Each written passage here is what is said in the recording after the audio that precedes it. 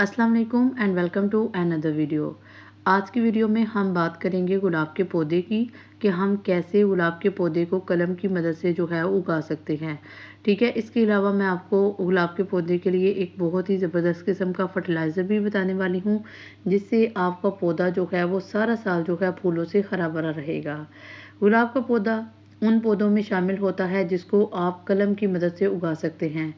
आपको किसी किस्म का बीज लेने की ज़रूरत नहीं, कोई पौधा खरीदने की ज़रूरत नहीं, जस्ट किसी से भी इसकी थोड़ी बहुत टहनियाँ लें और इससे ही आप एक नया पौधा जो है वो तैयार कर सकते हैं। सबसे पहले मैंने कुछ टहनियाँ ली हैं, इन टहनियों को आप देख लीजिएगा। कुछ टहनियाँ मोटी हैं, कुछ बारीक हैं।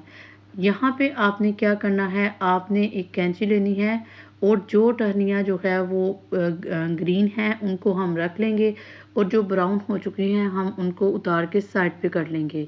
ग्रीन टहनियाँ जो हैं वो ऑलमोस्ट डेड हो चुकी हैं और डेड टहनी को जो है उगाना बड़ा मुश्किल काम है, इसको दोबारा से सही करना।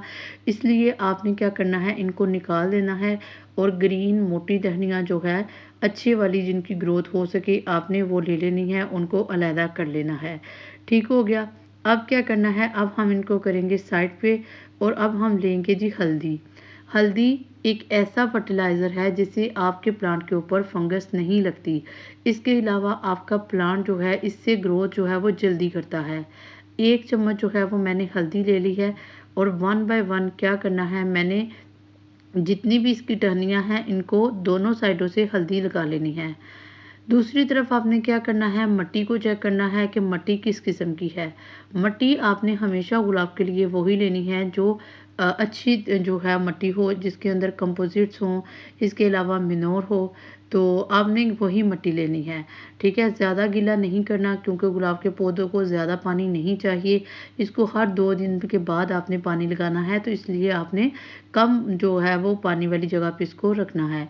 तो 1 बाय 1 सारी डंडियों को हमने क्या किया, हमने हल्दी लगा लेनी है और उसको साइड पे रखते जाना है। काफ़ी भर के इनको हल्दी लगाइएगा ताकि जो है आपकी जो टहनियाँ हैं वो अच्छे तरीके से आगे चल के ग्रोथ करें। अब आपने क्या करना है, 1 बाय 1 इनको आपने गमले के अंदर लगाना है। एक टहनी से दूसरी टहनी का फासला जो है वो 1 इंच तकरीबन कम से कम होना चाहिए। ठीक है जी, तो 1 इंच से ज़्यादा अगर फासला रखें तब भी बेहतर है। उसकी वजह ये है कि ये टहनियाँ जो हैं वो ज़मीन से अच्छे न्यूट्रेंट लेंगी। अब इसको पानी लगाएंगे और इसको कवर करके जो है वो हम साइड पे रख देंगे। तकरीबन 15 से 20 दिनों के बाद आपकी टहनियाँ जो है इनके ऊपर ग्रोथ आ जाएगी। ये बेस्ट मौसम है गुलाब की कलम लगाने के लिए। उसकी वजह ये है कि आजकल बरसात का मौसम है, मौसम काफ़ी चेंज हो रहा है, ना तो ज़्यादा गर्मी है ना ज़्यादा सर्दी है। तो इसलिए अगर आप कोई भी कलम लगाना चाहते हैं तो आप इस मौसम में लगाएं। 15 से 20 दिनों के बाद आपका गुलाब का पौधा जो है वो फूट पड़ेगा और कुछ ही महीनों बाद जो है ये एक पौधे की शक्ल इख्तियार कर लेगा। उम्मीद है कि आपको वीडियो अच्छी लगी होगी। अगर वीडियो अच्छी लगी हो तो वीडियो को लाइक कीजिए। अच्छा, इसके अलावा बहुत सारे लोग जो हैं वो फर्टिलाइज़र ढूँढते हैं कि गुलाब के पौधे के ऊपर फूल नहीं लगते। ठीक है, इसके अलावा फूल लगते हैं तो वो झड़ जाते हैं खुश्क होके।